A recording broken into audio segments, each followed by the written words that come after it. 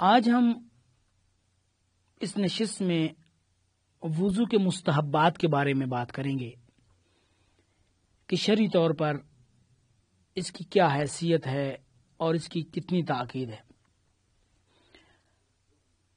مستحب پہلی بھی ایک دفعہ جو ہے اس کے بارے میں ہم نے عرض کیا ہے کہ مستحب یعنی کیا؟ مستحب یعنی شریعت شارع آپ کو کہتی ہے کہ آپ اگر یہ کام کر لیں تو آپ کے لیے بہتر ہے اور آپ کو اس کا ثواب ملے گا، لیکن اگر آپ یہ کام نہیں کریں گے تو آپ کے اوپر کسی قسم کا گناہ نہیں ہے اور نہ ہی آپ کو کسی قسم کا اس کے نہ کرنے کے مقابلے میں عذاب دیا جائے گا۔ بس مستحب ایسا عمل ہے کہ اگر آپ کریں گے تو شریعت شارع مقدس آپ کو اس کا ثواب دے گی، اور اگر آپ اس کو انجام نہیں دیں گے تو کوئی گناہ نہیں ہے۔ وضو کے اندر ہمارے فقہاء رضوان اللہ تعالی علیہم اجمعین نے بعض امور اور افعال کو مستحب شمار کیا ہے اور کہا ہے کہ اگر کوئی شخص ان کو انجام دیتا ہے تو اس کو ثواب بھی زیادہ ملے گا اور وہ کمال تک پہنچ سکتا ہے۔ ان میں کیا ہے؟ جب انسان شروع کرے وضو تو بسم اللہ الرحمن الرحیم اس کو پڑھنی چاہیے۔ اس کے بعد اس کو دونوں ہاتھ دھونے چاہیے۔ ایک دفعہ تو ہم نے کہا ہے کہ وضو میں ہاتھ کا دھونا، ایک دفعہ یہ کہ ہاتھوں کا کلائیوں تک، اور جو تمام افراد وضو سے پہلے ہاتھ دھوتے ہیں، پہلا کیا یعنی بسم اللہ الرحمن الرحیم پڑھنا مستحب ہے، اور اس کے بعد دونوں ہاتھوں کو جو ہے وہ وضو کرنے سے پہلے، وضو شروع کرنے سے پہلے ان دونوں ہاتھوں کو دھوئے۔ اسی طریقے سے 3 مرتبہ کلی کا کرنا، یعنی پانی منہ میں لے جانا اور اس کو گھما کے منہ سے دوبارہ نکال دینا، خارج کر دینا، یہ 3 دفعہ عمل کرنا ہے اور یہ مستحب ہے۔ اسی طریقے سے اس کے بعد استنشاق، یعنی 3 دفعہ ناک کے اندر پانی ڈالنا اور پھر اس کو جو ہے ناک سے نکال دینا، اس کو کہتے ہیں استنشاق، تو یہ بھی ایک مستحب عمل ہے۔ پس وضو میں جہاں واجبات ہیں تو وہاں پہ ان مستحبات کی بھی تاکید کی گئی ہے۔ البتہ وضو کے اندر ہاتھ دھونے کے بعد کچھ افراد پاؤں دھوتے ہیں۔ پاؤں دھونا جو ہے اگر وہ پاک ہیں، نجس نہیں ہیں، تو ان کا دھونا واجب اور ضروری نہیں ہے، لیکن اگر آپ کے پاؤں جو ہے وہ پاک ہیں، آپ نے جوتا اتارا، جرابیں اتاری اور آپ وضو کرنے کھڑے ہو گئے یا بیٹھ گئے، تو آپ ہاتھ دھو کر ڈائریکٹ جو ہے وہ سیدھا منہ پہ جو ہے چہرے پر پانی ڈال سکتے ہیں، آپ کو پاؤں دھونے کی ضرورت نہیں ہے۔ اب وضو کے اندر شریعت نے وضو کے دوران بعض دعائیں جو ہیں ان کے پڑھنے کی تاکید کی ہے کہ جب آپ وضو کرنا شروع کریں تو اس وقت ان دعاؤں کو پڑھیں، اور یہ مستحب ہیں اور ان کا بہت زیادہ ثواب ہے۔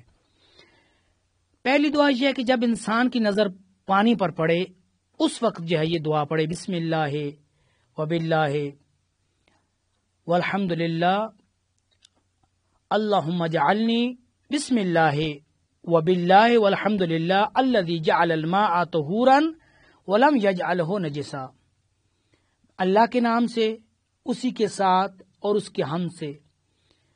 الذی جعل الماء طہورا، وہ ذات کہ جس نے اس پانی کو پاک قرار دیا، ولم یجعلہ نجسا، اور اس پانی کو نجس قرار نہیں دیا۔ تو یہ جو ہی پانی ٹوٹی، چاہے وہ کھولے، پانی کا نل کھولے، یا پانی پر جہاں وہ حوض میں کسی اور جو ہے چشمے پر جو ہے وہ وضو کرنے لگے، اس کی پانی پر نظر پڑے تو اس کو یہ دعا پڑھنی چاہیے۔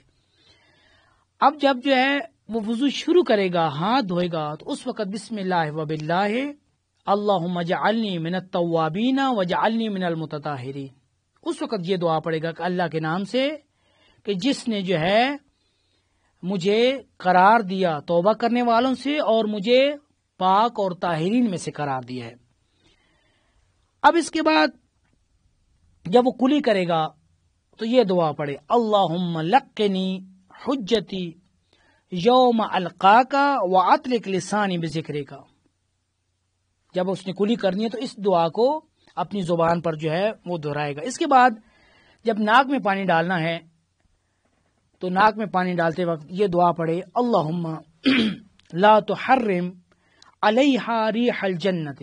اے میرے اللہ مجھ پر جنت کی بو کو حرام قرار نہ دے. اللہم لا تحرم علیہ ریح الجنت وجعلنی ممن، اور قرار دے مجھے ان لوگوں میں سے یشم ریحہا وروحہا وطیبہا، اور مجھے ان لوگوں میں سے قرار دے کہ جو اس جنت کی خوشبو کو سونگھنے والے ہیں، اور وہ خوشبو پاک بھی ہے اور وہ طاہر ہے. اب ناک میں پانی ڈالنے کے بعد اب جو چہرے پر جو ہے پانی ڈالنا ہے تو اس وقت یہ دعا پڑھنی ہے، اور یہ دعا مستحب ہے. اللہم بیض وجہی یوم تسود فیہ الوجوہ. اے میرے اللہ، اے میرے مالک، میرے چہرے کو سفید کر دے اس دن کہ جس دن لوگوں کے چہرے سیاہ ہوں گے. ولا تسود وجہی، اور میرے چہرے کو سیاہ قرار نہ دینا یوم تبیض فیہ الوجوہ، جس دن لوگوں کے چہرے سفید ہوں گے. یعنی اے خدایا، ایک خلاصہ بیان کروں کہ اس دن میرے چہرے کو سفید کرنا جس دن لوگوں کے چہرے گناہوں کی وجہ سے سیاہ ہوں گے، اور اس دن میرے چہرے کو سیاہ قرار نہ دینا جس دن لوگوں کے چہرے سفید ہوں. اب اس کے بعد سیدھے ہاتھ پر جب جو ہے وہ پانی ڈالے، اور یہ دعا بہت مہم ہے، بہت جو ہے اس کی اہمیت ہے کہ اللہم، اے میرے اللہ، اعطنی کتابی بجمینی، اے میرے اللہ میری کتاب، میرے نام اعمال کو میرے سیدھے ہاتھ میں دینا. وخلد فی الجنان بجساری، اور مجھے جنت میں داخل کرنا. وحاسبنی حسابا یسیرا، اور میرا آسان حساب لینا. یعنی یہ بہت دعا اہمیت کی عمل کیا ہے. اے میرے اللہ میرے نام اعمال کو میرے سیدھے ہاتھ میں دینا، اور مجھے جنت میں داخل کرنا، اور میرے لیے میرے حساب کو آسان قرار دینا. اب اس کے بعد جب الٹا ہاتھ دھوئے تو یہ کہے کہ اللہم لا تعطنی کتابی بشمالی، اے میرے اللہ میرے نامہ اعمال کو میرے الٹے ہاتھ میں قرار نہ دینا. ولا من وراء ظہری، اور نہ مجھے پشت کی طرف سے میرے نامہ اعمال کو مجھے دینا. ولا تجعلھا مغلولۃ الی عنقی، اے میرے اللہ اور اس کو میرے نامہ اعمال کو میری گردن میں نہ لٹکا دینا. جیسے جو ہے بعض اوقات مجرموں کے گلے کے اندر جو ہے ایک تختی، ایک پلیٹ لٹکا دی جاتی ہے. وَأَعُوذُ مِن مُقَطَّعَاتِ النِّيرَانِ. اس کے بعد جب سر کا مسح کرے تو اس وقت یہ دعا پڑھے اللہم غشنی برحمتک وبرکاتک وعفوک. اور جب پاؤں کا مسح کرے تو یہ بھی بہت اہم دعا ہے. اللہم ثبتنی علی الصراط، اے میرے اللہ مجھے پل صراط پر میرے قدموں کو ثابت قدم رکھنا. یوم تزل فیہ الاقدام، جس دن وہاں لوگوں کے پاؤں لڑکھڑا رہے ہوں گے. وجعل سعی فیما یرضیک انی یا ذا الجلال والاکرام. السلام علیکم ورحمۃ اللہ وبرکاتہ.